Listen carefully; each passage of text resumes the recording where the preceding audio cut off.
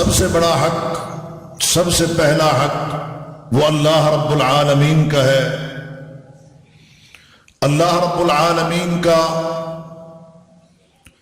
اپنے بندوں پر یہ حق ہے کہ بغیر کسی شرک کے اس اکیلے اللہ کی عبادت کریں۔ عبادات فرضی ہیں یا نفلی، ظاہری ہیں یا باطنی، چھوٹی ہے یا بڑی، ان کا تعلق جسم انسانی سے ہے یا انسان کے مال و منال سے ہے۔ اللہ رب العالمین کا اپنے بندوں پر یہ حق ہے کہ بغیر شرک کے اس کی عبادت کریں۔ زمین و آسمان میں، فضاؤں میں، ہواؤں میں اس کا کوئی شریک نہیں، وہ وحدہ لا شریک، لا معبود بحق فی الارض ولا فی السماء الا اللہ وحدہ لا شریک لہ۔ زمین و آسمان میں اللہ ہی وحدہ لا شریک ہے، جس کا کوئی شریک نہیں۔ معاشرے برباد کب ہوتے ہیں، تباہ کب ہوتے ہیں، انسان اپنے مقام اور اپنی منزلت سے کب گرتا ہے؟ جب وہ اللہ تبارک و تعالی کی عبادات میں غیروں کو شریک بنا لیتا ہے۔ اور معاشرے ترقی اس وقت کرتے ہیں جب وہ توحید پر گامزن ہوتے ہیں، اللہ کے ساتھ اس کی عبادات میں کسی کو شامل اور شریک نہیں رکھتے۔ جو شخص، جو قومیں، جو افراد، جو قبیلے اور جو خاندان اللہ تبارک و تعالی کا صحیح معنوں میں حق ادا کرتے ہیں، حقوق العباد پر بھی توجہ انہی کی ہو سکتی ہے جو اللہ کے حق کے معاملہ میں دو نمبری کریں، فریب کریں، فراڈ کریں، اور اللہ کی عبادات میں وہ نماز، روزہ، حج اور زکوٰۃ ہو یا قربانی اور صدقات ہوں، جو اللہ کے حقوق پر ڈاکہ ڈالتا ہے۔ معاشرے کا سب سے بڑا ڈاکو اور لٹیرا وہی ہے جو اللہ کے ساتھ غیروں کو شریک کرتا ہے۔ دنیا میں سب سے بڑا ظالم اور سب سے بڑا سفاک اور فاسق وہی انسان ہے۔ جو اللہ تبارک و تعالی کی نمک حرامی کرنے والا ہے، وہ کسی اور کا نمک حلال کبھی بھی نہیں ہو سکتا۔ وہ اپنی چرب زبانی سے جو کچھ مرضی کہتا رہے اور اپنی لپ سروس کے ذریعے دنیا کو منواتا پھرے، یا کسی انسان کو یہ کہتا پھرے کہ میں آپ کا بڑا ہی مخلص اور وفادار ساتھی ہوں، اور اگر کوئی نوکر، کوئی ملازم اپنے مالک کو اس حوالے سے مطمئن کرنے کی کوشش کرتا ہے کہ جناب مجھے تو آپ کے ساتھ بڑی ہمدردی اور آپ کے حقوق کا بڑا خیال ہے، اگر وہ شخص اللہ کے حقوق پر ڈاکہ ڈالتا ہے تو وہ ڈاکو جو اپنے خالق کے حقوق کے اندر دوسروں کو حصہ دار اور حقدار قرار دیتا ہے، وہ انسانیت کا کیسے ہمدرد اور خیر خواہ اور اس کے حقوق کو پورے کرنے والا ہو سکتا؟ رب العالمین نے فرمایا کہ وَاعْبُدُوا اللَّهَ، عبادت تم نے اللہ کی کرنی ہے، زندگی بھر کرنی ہے۔ کب سے لے کے کب تک کرنی ہے؟ فَسَبِّحْ بِحَمْدِ رَبِّكَ وَكُن مِّنَ السَّاجِدِينَ وَاعْبُدْ رَبَّكَ حَتَّى يَأْتِيَكَ الْيَقِينُ۔ زندگی کی آخری سانس تک کہ جب انسان دنیا سے کوچ کر رہا ہو اور پرواز کر رہا ہو، اس کی روح آسمانوں کی طرف اٹھ رہی ہو، تو اس کی زبان کے اوپر کلمہ لا الہ الا اللہ محمد الرسول اللہ، فسبح بحمد ربک وکن من الساجدین واعبد ربک حتی یاتیک الیقین۔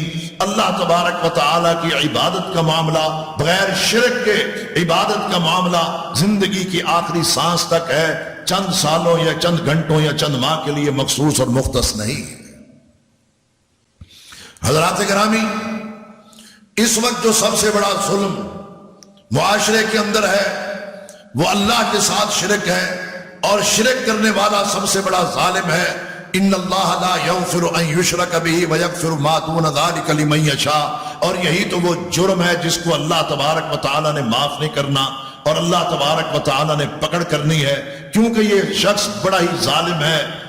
لقمان علیہ السلام نے اپنے بیٹے کو یہی تو کہا تھا، یا بنیا لا تشرک باللہ، اے بیٹے اللہ کے ساتھ کسی کو شریک نہیں کرنا۔ ان الشرک لظلم عظیم، ظلم عظیم اگر کوئی ہے تو وہ شرک ہے، باقی سب ظلم اس سے حقیر اور چھوٹے ہیں، سب سے بڑا ظلم وہ اللہ تبارک و تعالی کے ساتھ کسی کو شریک بنانا ہے۔ تو بات یہ سمجھ آئی کہ سب سے بڑا ظلم وہ شرک ہے، سب سے بڑا ظالم وہ مشرک ہے۔ اللہ رب العالمین نے اسی لیے حکم دیا ہے، آرڈر کیا کہ وَاعْبُدُوا اللَّهَ، عبادت تم نے اللہ کی کرنی ہے، وہ جانی ہے یا مالی ہے۔ قُلْ إِنَّ صَلَاتِي وَنُسُكِي وَمَحْيَايَ وَمَمَاتِي لِلَّهِ رَبِّ الْعَالَمِينَ، کون رب؟ لا شریک لا، جس کا کوئی شریک نہیں۔ وَبِذَلِكَ أُمِرْتُ وَأَنَا أَوَّلُ الْمُسْلِمِينَ، مجھے اسی چیز کا حکم دیا گیا ہے۔ کس چیز کا حکم دیا گیا ہے؟ کہ اِنَّ صَلَاتِي، بے شک میری نماز، یعنی میری تمام تر بدنی عبادات، وَنُسُكِي، میری قربانی یعنی میری تمام تر مالی عبادات، وَمَحْيَايَ، میری پوری کی پوری زندگی، وَمَمَاتِي، اور میری موت، یہ کس کے لیے ہے؟ للہ رب العالمین، اللہ رب العالمین کے لیے ہے، جس کا کوئی شریک نہیں، وہ وحدہ لا شریک۔ فرمایا وَاعْبُدُوا اللَّهَ، اللہ کی تم نے عبادت کرنی ہے، وَلَا تُشْرِكُوا بِهِ شَيْئًا، اور تم نے اس کے ساتھ کسی کو شریک نہیں کرنا۔ وہ معاشرے کبھی بھی ان کی تعمیر اور ترقی نہیں ہو سکتی جن معاشروں کے اندر شرک پایا جائے۔ وہ معاشرے ترقی کرنے کی بجائے تنزلی کا شکار ہوتے ہیں، اور تباہی اور بربادی ان کا مقدر بن جاتی ہے، کیونکہ ان کے اندر شرک جیسا ظلم پایا جاتا ہے، شرک جیسی فحاشی پائی جاتی ہے۔ اور جو معاشرے ظلم پر کھڑے ہوں، شرک پر کھڑے ہوں، فحاشی پر کھڑے ہوں، بے حیائی پر کھڑے ہوں، ترقی کبھی بھی ان کے ماتھے کا جھومر نہیں بن سکتی۔ اللہ اکبر و کبیرہ۔ تو معاشرے اس وقت ترقی کرتے ہیں، اس وقت ان کی تعمیر ہوتی ہے، اس وقت وہ پھلتے اور پھولتے ہیں، اس وقت وہ ماڈل اور مثالی بنتے ہیں جب وہ توحید کے اوپر کھڑے ہوں، وَاعْبُدُوا اللَّهَ وَلَا تُشْرِكُوا بِهِ شَيْئًا۔ جہاں اللہ تبارک و تعالی نے اپنے حقوق کا ذکر فرمایا ہے، وہاں رب العالمین نے اپنی مخلوق کے حقوق کے اوپر بھی بات کی ہے، اور ان میں سے سب سے پہلا حق فرمایا وَبِالْوَالِدَيْنِ إِحْسَانًا، تم نے اپنے والدین کے ساتھ احسان کرنا ہے، ان کے ساتھ تم نے حسن سلوک کرنا ہے، کیونکہ وہ مقام کے اعتبار سے، مرتبے کے لحاظ سے بلند و بالا اور اعلیٰ ہے۔ انسانیت میں سے سب سے پہلے کسی کا حق ہے تو وہ والدین کا ہے۔ رب العالمین نے فرمایا وَقَضَىٰ رَبُّكَ أَلَّا تَعْبُدُوا إِلَّا إِيَّاهُ وَبِالْوَالِدَيْنِ إِحْسَانًا، تیرے رب کا یہ فیصلہ ہے کہ اس کے علاوہ کسی اور کی عبادت نہیں ہے، اور یہ بھی اسی کا ہی فیصلہ ہے کہ وَبِالْوَالِدَيْنِ إِحْسَانًا، کہ والدین کے ساتھ حسن سلوک کرنا ہے۔ اور یہ ہدایات صرف امت محمدیہ کو نہیں ہے، اس سے پہلے جو قومیں گزری ہیں ان کو بھی یہی ہدایات تھی، جو پیغمبر آئے ہیں اللہ رب العالمین نے ان کو بھی یہ ہدایات دی تھی۔ اور سابقہ آسمانی کتابوں کے اندر وَإِذْ أَخَذْنَا مِيثَاقَ بَنِي إِسْرَائِيلَ لَا تَعْبُدُونَ إِلَّا اللَّهَ وَبِالْوَالِدَيْنِ إِحْسَانًا، بنی اسرائیل سے یہ عہد و پیمان لیا گیا تھا، اور سابقہ کتابوں کے اندر بھی یہ نصیحت اور یہ درس موجود اور شامل کہ ان کے ساتھ حسن سلوک کرنا ہے۔ اما یبلغن عندک الکبر احدہما او کلاہما، ان میں سے کوئی ایک یا دونوں بڑھاپے کو پہنچ جائے، فلا تقل لہما اف، ان کو اف نہیں کہنا، ولا تنہرہما، جھڑک کے بات نہیں کرنی، وقل لہما قولا کریما، اور ان سے بات جو کرنی ہے وہ نرم انداز کے اندر کرنی ہے، شائستہ انداز کے اندر کرنی ہے۔ لیکن کیا آج یہ منظرنامہ ہمیں نظر آ رہا ہے اپنے معاشرے کے اندر؟ یہ قرآنی تعلیمات اور اللہ کی طرف سے یہ آنے والی ہدایات، کیا ان کے اوپر لوگ آج عمل پیرا ہیں؟ کیا نوجوان عمل پیرا ہیں؟ کیا نوجوان لڑکے اور لڑکیاں، بیٹے اور بیٹیاں اپنے ماں باپ کا احترام اور ان کی عزت اور ان کے لیے دعا اور ان کے لیے نرم لب و لہجہ کے اندر بات کرنا اور ان کے لیے اپنے پہلو بچھانا اور ان سے ڈانٹ کے بات نہ کرنا، آج کیا یہ چیز نظر آ رہی ہے؟ خال خال کہیں کسی معاشرے اور کسی گھرانے کے اندر شاید یہ نظر آتی ہو، ورنہ صورتحال کیا ہے کہ ماں باپ سے جب بات کرنی ہے تو نگاہیں گاڑ کے کرنی ہے، آنکھوں سے آنکھیں ملا کے کرنی ہے۔ ماں باپ سے جب بات کرنی ہے تو سخت لہجہ کے اندر کرنی ہے، ماں باپ سے جب بات کرنی ہے تو گالی گلوچ کے اندر کرنی ہے۔ ماں باپ کے ساتھ حسن سلوک کی بجائے ان کے ساتھ ترش اور سخت رویے سے پیش آنا اور ان کی ادویات کے اوپر چڑ چڑ کرنا اور ان کی خوراک کے اوپر زبان درازی کرنا اور ان کے بڑھاپے کے اوپر بھپتیاں کسنا آج یہ ایک روٹین بن چکی ہے، یہ کلچر بن چکا ہے کہ آج ماں باپ کو بوجھ سمجھ کے یہ ان کے ساتھ رویہ اختیار کیا جاتا ہے۔ یہی ماں باپ اگر ہمارے بچپنے میں ہماری پیدائش کے موقع پر ایک ہفتے کے بعد ہمیں اٹھا کے روڈ پر پھینک دیتے تو ہمارے ساتھ کیا معاملہ ہوتا؟ لاوارث ہم دنیا کے اندر زندگی گزارتے اور کسی کو یہ پتہ بھی نہ چلتا کہ ان کے ماں باپ کا نام کیا ہے، ان کا شجرہ نسب کیا ہے، ان کا حسب و نسب کیا ہے۔ لیکن آج صورتحال یہ ہے کہ وہ جوان اولاد اپنے ماں باپ کو دھکے دے کے گھروں سے نکال رہی ہے۔ چند دن پہلے مجھے ایک صاحب نے کلپ بھیجا کہ ایک ظالم انسان نوجوان اپنی ماں کو گھر سے دھکے دے دے کے گھسیٹ کر گیٹ سے باہر پھینکا، اس نے پھر اپنے گیٹ کے آگے بھی نہیں بیٹھنے دیا بلکہ مزید گھسیٹ کے تھوڑا اور دور لے گیا تاکہ کسی کو پتہ ہی نہ چل سکے یہ اس گھر کی عورت ہے اور یہ اس گھر والے کی ماں۔ یہ صورتحال آج دیکھنے کو مل رہی ہے، نظر آ رہی ہے کہ ہم کہاں پر کھڑے ہیں، ہم کس جگہ پر کھڑے ہیں کہ آج وہ باپ کہ جس نے اپنی جوانی اور جوانی کی صلاحیتیں ہماری تعلیم و تربیت پر خرچ کی ہیں اور اپنی اولاد کی پرورش پر لگا دی ہیں، آج اس باپ کے ساتھ رویہ کیا ہے؟ وہ ماں کی جس نے شادی کے بعد جب سے گھر میں آئی ہے اپنی روٹی لے کے ہنڈیا کے پاس بیٹھ جاتی ہے، جو ہنڈیا کے اوپر گریوی سی لگی ہوتی ہے وہ کھا کے گزارا کر کے الحمدللہ پڑھ لیتی ہے، اپنے بچے کا لنچ باکس ہو یا اپنے شوہر کا کھانا ہو وہ ان کو پورا دیتی ہے۔ کوئی جانتا ہے کہ اس ماں کی قربانیاں کتنی ہیں اور اللہ تبارک و تعالیٰ نے ان قربانیوں کی بدولت اس ماں کا مقام کیا رکھا ہے؟ اللہ اکبر و کبیرہ۔ وہ کہتے ہیں ایک مقرر تقریر کر رہے تھے، ایک خطیب صاحب خطبہ دے رہے تھے اور وہ میدان محشر کی ہولناکیاں بیان کر رہے تھے، اللہ اکبر و کبیرہ، کہ یہ منظر ہوگا اور یہ منظر ہوگا اور موت کا منظر بھی بیان کر رہے تھے۔ تو ایک نوجوان دوسرے سے کہنے لگا کہ کیا بنے گا ہمارا، ایسے حالات کے اندر ہم کہاں جائیں گے؟ دوسرا بولنے لگا کہ جب اس قسم کے حالات ہوں گے تو میں اپنی ماں کے قدموں کے نیچے چلا جاؤں گا، میں نے سن رکھا ہے کہ جنت ماں کے قدموں کے نیچے۔ وہ ماں جس کو اللہ نے بلند مقام دیا ہے اور جس کے متعلق یہ کہا ہے کہ لا تقل لہما اف ولا تنہرہما، اف تو دور کی بات ہے، تف تف کرتے ہیں اور فوش گالیاں نکال۔ بوڑھے باپ آ کے روتے ہیں کہ دیکھیں 65 برس کا ہو گیا ہوں، 70 کے قریب ہونے والا ہوں، ساری عمر کما کے کھلایا ہے، جب سے اولاد جوان ہوئی ہے کبھی نیا کپڑا پہننا نصیب نہیں ہوا جو ان کے اترے ہوئے ہوتے ہیں، آلٹریشن کروا کے چھوٹے بڑے کروا کے ان کو پہن کے ہم گزارا کر لیتے ہیں۔ اور یہی ہوتا ہے جب گھروں کے اندر بچے بیٹے جوان ہوتے ہیں تو ماں باپ انہی کے اترے ہوئے جوتے پہن لیتے ہیں اور انہی کے اترے ہوئے کپڑے آلٹریشن کروا کے پہن لیے جاتے ہیں۔ کبھی کسی نے یہ سوچا ہے کہ یہی باپ جب جوانی کے اندر تھا تو اس کی کوشش یہ تھی کہ ان معصوم بچوں کا کھانا خوراک اور دودھ پورا ہو، جب یہ بڑے ہوئے ہیں تو یہی سوچا ہے کہ میں تو بوڑھا ہوں، یہ جوان ہے، اس کی عمر ہے، اس کو اچھا پہننا اور کھانا چاہیے۔ آج اس کی خوراک اور غذا کا بھی اور لباس و ملبوسات کا لحاظ بھی رکھ رہا ہے، اور رب العالمین نے جو یہ فرمایا کہ وَاخْفِضْ لَهُمَا جَنَاحَ الذُّلِّ مِنَ الرَّحْمَةِ وَقُلْ رَبِّ ارْحَمْهُمَا كَمَا رَبَّيَانِي صَغِيرًا۔ کیا ہم اتنا بھی نہیں کر سکتے ان والدین کے لیے کہ جن والدین نے قربانیاں دی ہیں، جن والدین نے ایثار کیا ہے، جس ماں باپ نے حد درجہ قربانیاں دے کے آج اس مقام پر اپنی اولاد کو کھڑا کیا ہے؟ رب العالمین فرما رہے ہیں کہ میرے حق کے بعد انسانیت میں سے کسی کا حق ہے تو وہ تمہارے والدین۔ وَبِذِي الْقُرْبَىٰ، اور ان کے بعد دوسرا جو قریبی رشتہ دار ہے وہ ان کا حق ہے کہ ان کے ساتھ حسن سلوک کیا جائے، ان کے ساتھ رویہ اچھا برتا جائے، ان کے ساتھ تعلقات بہتر رکھے جائیں۔ لیکن آج اس کی جگہ پر شریکہ آ گیا ہے، برادری آ گئی ہے، حسد نے جنم لے لیا ہے اور اس کی جگہ پر کینہ اور بغض آ چکا ہے اور کمپٹیشن اور مقابلہ بازی شروع ہو گئی ہے کہ اچھا میرے رشتہ دار نے موٹر سائیکل لی ہے تو میں نے کار لینی ہے، اس نے کار لی ہے تو میں نے نئے ماڈل کی لینی ہے، اس نے نئے ماڈل کی لی ہے تو میں نے اس سے بڑی لینی ہے۔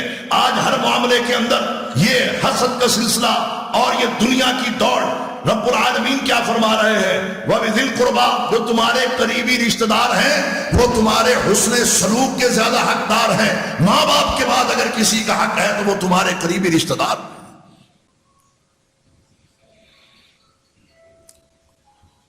یہ نہیں ہے کہ اگر قریبی رشتہ دار ہیں ان کو 2 وقت کی روٹی نہیں مل رہی تو میں نئے ماڈل کی کار نکلوا کے ان کے گھر پہنچ جاؤں دکھانے کے لیے کہ جناب میں نے یہ لی ہے، میں نے یہ خریدی ہے، میں نے اتنے کی خریدی ہے۔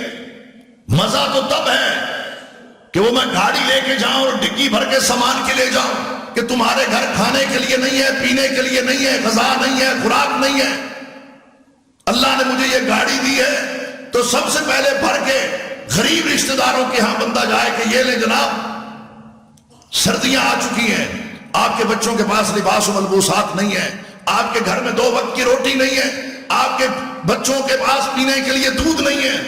چاہیے تو یہ تھا، لیکن صورتحال کیا ہے کہ اپنی برتری کے لیے، اپنی اونچی اڑان کے لیے، دنیا کی زیب و زینت کے لیے اور جھوٹی شہرت کے لیے اس قسم کے اقدامات اٹھائے جاتے ہیں کہ دوسروں کے دل زخمی ہوں، کہ مزید وہ اپنی غربت کے اوپر آنسو بہائیں اور روئیں۔ اللہ رب العالمین نے یہ نہیں کہا، بلکہ اللہ نے یہ کہا کہ ماں باپ کے بعد اگر کوئی تیرا سب سے زیادہ قریبی ہے حسن سلوک کے حوالے سے وَبِذِي الْقُرْبَى، وہ تمہارے قریبی رشتہ دار۔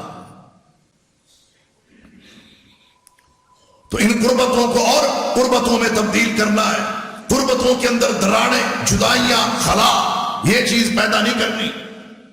اللہ کے حبیب محمد الرسول اللہ صلی اللہ علیہ وسلم نے فرمایا کہ جنت میں سلامتی کے ساتھ جانا چاہتے ہو تو افشوا السلام وَاطْعِمُوا الطَّعَامَ وَصِلُوا الْأَرْحَامَ، جہاں تم نے سلام کو عام کرنا ہے، کھانا کھلانا ہے، وہاں صلہ رحمی کرو، صلہ رحمی کرو، وَصِلُوا الْأَرْحَامَ۔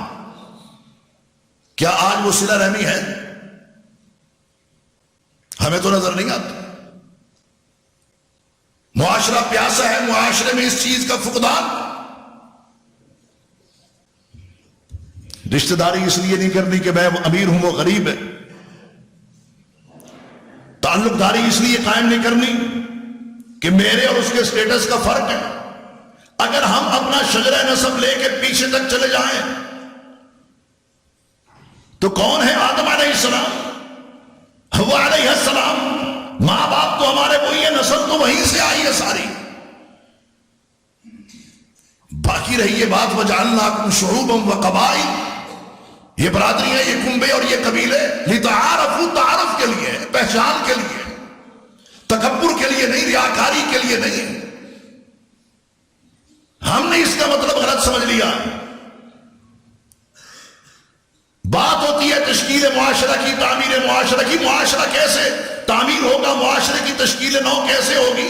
معاشرے کے اندر بہتری بھلائی کیسے آئے گی؟ اس وقت آئے گی جب ہمارے اندر، ہمارے رویوں کے اندر تبدیلی ہو۔ پہلے اس جسم انسانی کے اندر، سینے کے اندر جو ٹکڑا ہے، الا ان فی الجسد مضغہ، یہ دل جس کے متعلق اللہ کے نبی صلی اللہ علیہ وسلم نے فرمایا کہ یہ صحیح ہے تو سارا سسٹم درست ہے۔ اس کے اندر گڑبڑ اور خرابی ہے، گڑبڑ یہاں پہ ہے اور ہم تلاش کرتے پھر رہے باہر۔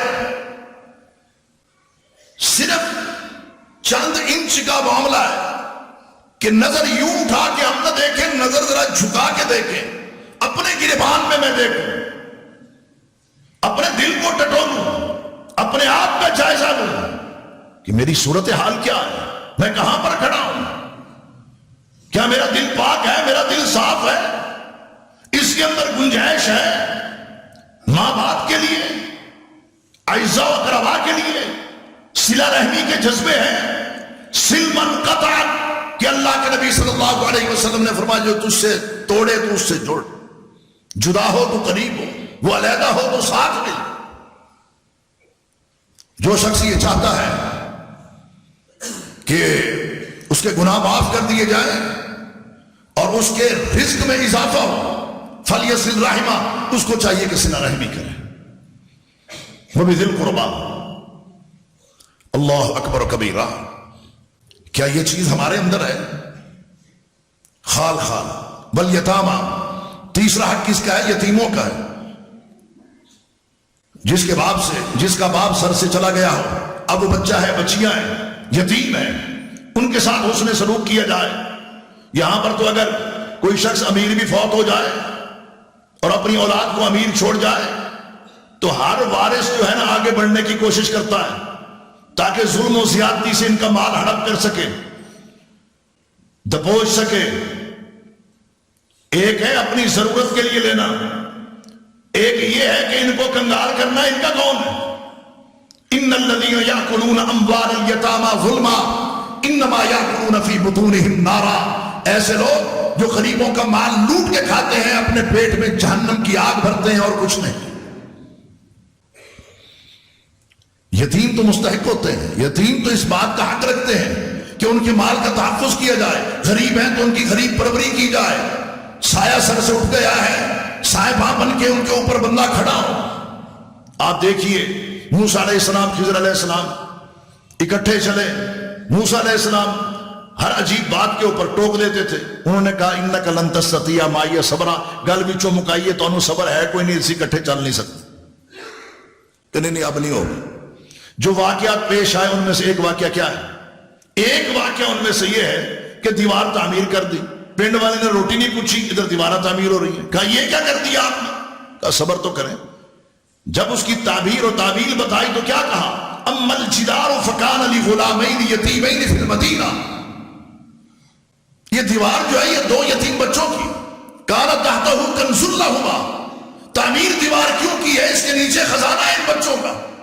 وَكَانَ أَبُوهُمَا صَالِحًا، حفاظت اللہ نے اس لیے کروائی ہے کہ ان کے ماں باپ نیک تھے، ان کے لیے جو اللہ سے مانگ گئے، دعائیں کر گئے، اللہ تعالیٰ نے اتنی بڑی ہستیوں کی ذمہ داری لگائی کہ یتیموں کے مال کا تحفظ کرنے کے لیے اس دیوار کو کھڑا کر دیں۔ وَالْيَتَامَى، یتیم فیس نہیں ہے تو ادا کرے، وردی نہیں ہے تو دے، رضائی نہیں ہے تو پیش کرے، بستر کی ضرورت ہے تو وہاں ان کے ہاں پہنچائے۔ یہ کس نے کام کرنا ہے؟ کیا یہ کام حکومت کے کرنے والے ہیں یا ہمارے اپنے کرنے والے ہیں؟ یہ کام ہمارے کرنے والے ہیں۔ ہم معاشرے کے اندر رہتے ہیں اور وہ ہمارے گرد و نواح میں ہیں، یا ہمارے اعزاء و اقرباء میں سے ہیں، ہمارے خاندان میں سے ہیں، یا ہمارے پڑوس میں سے ہیں، یا ہمارے علم میں۔ والمساکین کا چوتھا حق کس کا ہے؟ مسکینوں کا ہے۔ وہ لوگ جن کے وسائل آمدنی کم اور جن کے مسائل زیادہ ہیں، وسائل آمدنی کم، جن کے مسائل زیادہ ہیں، جائز مسائل۔ یہ نہیں ہے کہ اپنے لیے بندہ خود ہی مسائل کھڑا کر دے، یہ دنیا کی دوڑ میں یہ دائیں بائیں دیکھ کے جناب ان کے پاس ہی ہے تو میں نے بھی، یہ نہیں۔ جو مسکین ہے، ضرورت مند ہے، اور بالخصوص وہ لوگ کہ لا یسألون الناس الحافا، جو چمٹ کر سوال نہیں کرتے، اپنی عزت کی وجہ سے، وقار کی وجہ سے گھر کے اندر بیٹھے رہتے ہیں، چمٹ کر سوال نہیں کرتے، ان تک بھی پہنچانا ہے۔ مسکین ہے، ضرورت مند ہے۔ اللہ رب العالمین نے تو یتیموں کا، مسکینوں کا جو مصارف زکوٰۃ 8 بتائے ہیں سورہ توبہ کی آیت نمبر 60 کے اندر، انما الصدقات للفقراء والمساکین والعاملین علیہا والمؤلفۃ قلوبہم وفی الرقاب والغارمین وفی سبیل اللہ وابن السبیل۔ تو یہاں پر بتائے ہیں رب العالمین، ان کے اندر مسکین بھی ہے، یتیم بھی ہے۔ والیتامی والمساکین، تو ان مسکینوں سے بھی حسن سلوک کرنا ہے۔ والجار ذی القربی، جو تمہارے قریبی پڑوسی ہیں یعنی رشتہ دار پڑوسی، ان کے ساتھ بھی حسن سلوک کرنا ہے۔ اللہ کے نبی صلی اللہ علیہ وسلم نے فرمایا، جبریل امین نے آ کے اتنی مرتبہ تلقین کی، پڑوسیوں کے حقوق کے متعلق اب اتنا وقت نہیں ہے کہ اس کے اوپر گفتگو کی جائے لمبی، ایک مستقل الگ موضوع ہے۔ اللہ کے نبی صلی اللہ علیہ وسلم فرمانے لگے کہ میں یہ سوچنے لگ گیا کہ کہیں وراثت میں پڑوسی کا حصہ ہی نہ رکھ دیا جائے۔ یہ صورتحال تھی۔ وہ بھی ہمارے حسن سلوک کے منتظر بھی ہیں اور ان کا ہمارے اوپر حق بھی ہے۔ والدین، قریبی رشتہ دار، یتیم، مسکین، اور 5 میں کون ہے؟ جو قریبی پڑوسی۔ والجار الجنب، اور دور کے پڑوسی، وہ زمینی فاصلے کے اعتبار سے یا خونی رشتے کے حوالے سے۔ ایک ہے والجار ذی القربی، چھٹا یہ والجار الجنب، وہ دور کے خونی رشتہ اگر ان کے ساتھ نہیں ہے یا زمینی فاصلہ ان کا زیادہ ہے تو ان کا بھی خیال رکھنا ہے، علم میں ہے، علم میں بات آ گئی۔ تو چھٹی قسم کے یہ لوگ والجار الجنب، ان کے ساتھ حسن سلوک کرنا ہے۔ اللہ کے نبی صلی اللہ علیہ وسلم نے فرمایا فطرت الرجل فی اہلہ ومالہ وجارہ یکفرها الصلاۃ والصیام والصدقہ، اولاد میں بھی فتنہ ہے، اس کے اہل و عیال میں بھی۔ فطرت الرجل فی اہلہ، اس کے اہل میں، ومالہ، اس کے مال میں، وجارہ، اس کی پڑوس میں۔ اگر اہل و عیال ان کی تربیت صحیح نہیں ہوگی تو بندہ فتنے میں مبتلا ہوگا، مال کا مصرف صحیح نہیں ہوگا انسان فتنے میں مبتلا ہوگا، پڑوسیوں کے حقوق ادا نہیں ہوں گے، ہلکی سی بھی خیانت ہو گئی بندہ فتنے میں مبتلا ہو جائے گا۔ پھر اس کا کفارہ کیا ہے؟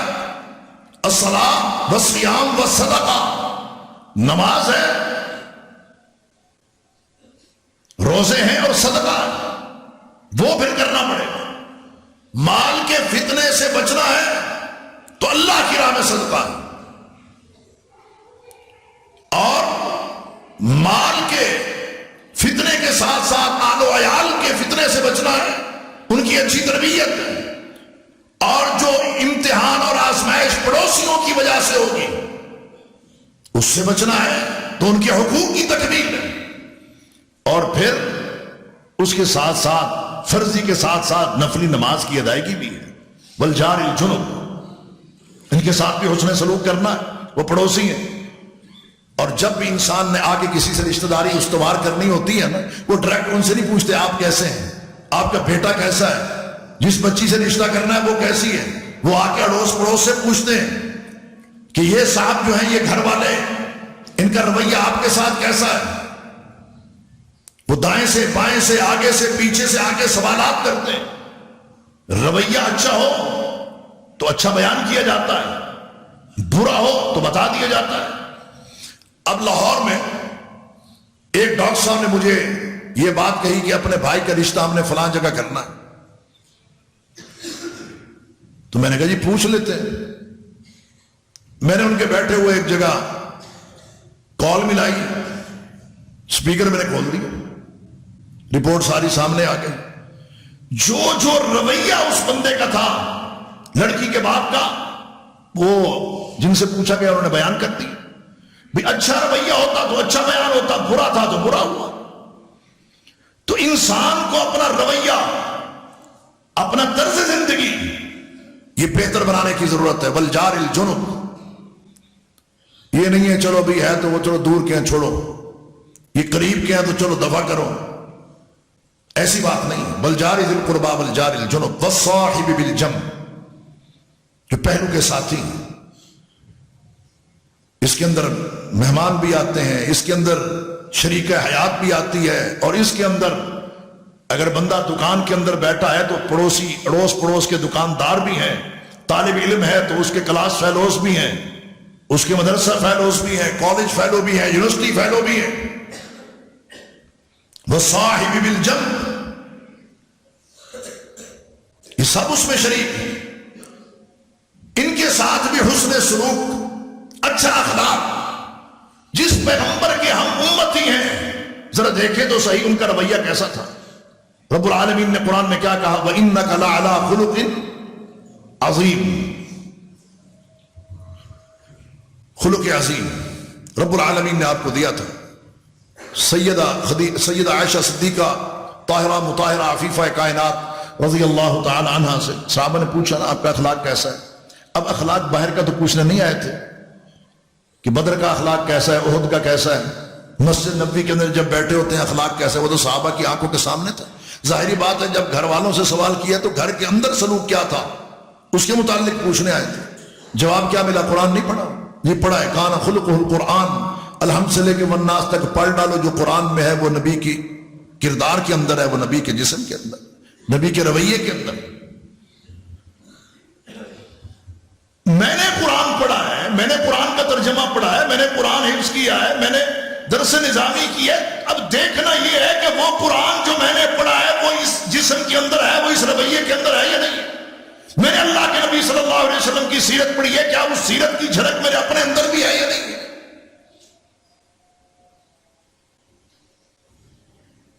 یہ تو ہے کہ جناب میں ادھر کھڑے ہو کے تقریر کر رہا ہوں، بعد میں بندہ کوئی مجھ سے آ کے ملے، آ کے بات کرے، میں سیدھا اس کو پڑھ جاؤں گا، کہیں گے اچھا تھوڑی دیر پہلے تو یہ بیان کر رہا تھا. اپنا کردار تو وہ ہے نہیں جو زبان سے بیان کر رہا تھا. لمحہ فکریہ.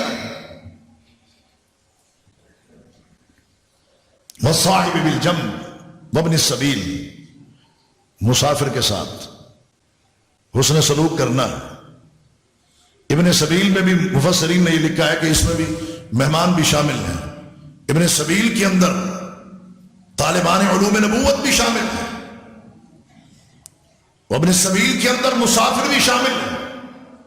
لٹ جائے بیچارہ، پریشان حال ہو، وہ حالت سفر میں ہے. اور حالت سفر کیا ہے؟ السفر قطعۃ من العذاب، عذاب کا ایک ٹکڑا، اس کے ساتھ بھی اس نے سلوک کرنا. وما ملکت ایمانکم، اور تمہارے دائیں ہاتھ جن کے مالک ہیں، تمہاری لونڈیاں اور تمہارے غلام. اب وہ سسٹم تو ختم ہو چکا ہے. اقوام متحدہ نے جناب باقاعدہ قواعد و قوانین بنا دیے. پہلے یہ تھا کہ لونڈیاں جب آتی تھیں اگر بچوں والی ہوتی تھی تو ان کی بھی تقسیم ہوتی تھی، کماریاں ہوتی تھی تو ان کی بھی تقسیم ہوتی تھی، اور باقاعدہ ہر ایک کے ذمے یہ ہوتا تھا کہ آپ نے اس کی کفالت کرنی ہے، آپ اس کے نان و نفقہ کے ذمہ دار ہیں، لباس و ملبوسات کے ذمہ دار ہیں، اس کے ساتھ بچہ ہے تو اس کی کفالت کے ذمہ دار ہیں. تو یہ سلسلہ سارا ہوتا تھا. اب تو بھیڑ بکریوں کی طرح بلکہ جانوروں کی طرح عورتوں کو ہانک کے جناب کیمپوں میں ڈالا جاتا ہے. اور اس دور کے اندر ان کی عصمت دری تو ہوتی ہے، ان کی عزتیں تار تار تو ہوتی ہیں، اور جانوروں کی طرح ان کے ساتھ سلوک اور اسی طرح کھانا اور لباس و ملبوسات قیدیوں والا بنا کے رکھا جاتا ہے. اور یہی صورتحال. اب وہ غلامی کا سسٹم تو ختم ہو گیا، لیکن یہ غلامی در غلامی ہے جو اس دور کے اندر اقوام متحدہ نے جو اپنا نظریہ، جو قواعد و ضوابط پیش کیے. وما ملکت ایمانکم، یہ چیز اگر نہیں ہے تو ہمارے ساتھ جو چلنے والے لوگ ہیں، ہمارے ملازمین ہیں، ہمارے ساتھ گاڑی چلانے والے سائق ہوں یا ہمارے ساتھ چلنے والے ساتھی ہوں، ہر ایک کے پاس یہ سسٹم موجود ہے. صورتحال کیا ہے؟ چند دن پہلے ایک ڈرائیور نے مجھے یہ بات بتائی، وہ لمبے سفر پر گیا ہوا تھا. اس نے یہ کہا کہ جو میرے سامنے، اور موقع بھی شادی کا ہے، اور یہاں پر شادی کے موقع پہ باربیکیو بھی لگتا ہے، انواع و اقسام کے کھانے ہوتے ہیں، اور نیم بدبودار چنے کی دال اس کے سامنے رکھی گئی، اس لیے کہ وہ چلو ڈرائیور ہے، غریب ہے. کیا ہے وہ انسان نہیں؟ کیا وہ انسان نہیں؟ پھر یہ بات ہمیں ذہن نشین کر لینی چاہیے کہ دسترخوان کا تعلق کبھی بھی پیسے سے نہیں رہا، مہمان نوازی کا تعلق کبھی بھی پیسے سے نہیں رہا. اس کا تعلق ایمان سے ہے، پیسے سے نہیں ہے. کوئی بندہ اپنے مہمان کی کتنی عزت و تکریم کرتا ہے، جتنا اس کے اندر ایمان ہوگا اتنا وہ عزت و تکریم کرے گا. من کان یؤمن باللہ والیوم الآخر فلیکرم ضیفہ، جو شخص اللہ پر آخرت پر ایمان اور یقین رکھتا ہے اسے چاہیے اپنے مہمان کی عزت کرے، تکریم کرے، اپنے ساتھیوں کی تکریم کرے. پتہ اس وقت چلتا ہے ایمان کا کہ جب دسترخوان لگتا ہے. میں یہ نہیں کہہ رہا 10 چیزیں پکا کے رکھی جائے، ایک ہے تو باوقار طریقے سے رکھی جائے، اچھے طریقے سے رکھی جائے. وما ملکت ایمانکم، یہ نہیں کہ گھر کے اندر جو کام کرنے والی ہے باسی سالن 3 دن تک 4 دن تک فریج میں رکھا ہوا ہے، اب خواہش نہیں ہے کھانے کی، چلو اٹھا کے دے دو، غریب ہے کھا لیں. کاش اگر ایسا ہوتا کہ جب ہنڈیا پک رہی ہے پہلے نکال کے ان کو دے دیا جائے. تو کیا اللہ کے نبی صلی اللہ علیہ وسلم کے فرمان پر ہمیں اعتبار نہیں کہ انکم ستنصرون وترزقون بضعفائکم، تمہاری اگر نصرت کی جاتی ہے اور تمہیں جو رزق دیا جاتا ہے تمہارے ضعفاء کی وجہ سے، تمہارے غریبوں اور کمزوروں کی وجہ سے دیا جاتا ہے. ان اللہ لا يحب من كان مختالا فخورا، اللہ تبارک و تعالی متکبر اور مغرور کو پسند نہیں کرتے، جو خرچ کرنے سے پہلے تکبر کرے اور خرچ کرنے کے بعد غرور کے اندر مبتلا ہو جائے. اور ایسے لوگ کہ جو اپنے مالوں کو نہ تو اللہ کی راہ میں خرچ کرتے ہیں بلکہ دوسروں کو روکتے ہیں، ان کے لیے بھی دردناک اللہ نے عذاب تیار کر رکھا ہے. تو بات یہ ہے کہ اگر ہم اپنے معاشرے کو ماڈل، مثالی اور ترقی یافتہ بنانا چاہتے ہیں تو وہ سب سے پہلے ہمیں اپنے آپ کو ڈیولپ کرنا ہوگا، اپنے آپ کو بہتر کرنا ہوگا، اور جو اپنے فرائض بنتے ہیں ان کی تکمیل کے لیے ایک جذبہ اور اللہ سے دعا کرنی ہوگی۔ جب ہم اس میدان کے اندر اس طرح قدم رکھ لیں گے، ہمارا ہر قدم پھر ترقی کی طرف ہوگا، ہمارا معاشرہ بھی ترقی کی طرف ہوگا۔ اقول قولی ھذا واستغفر اللہ لی ولکم ولسائر المسلمین وما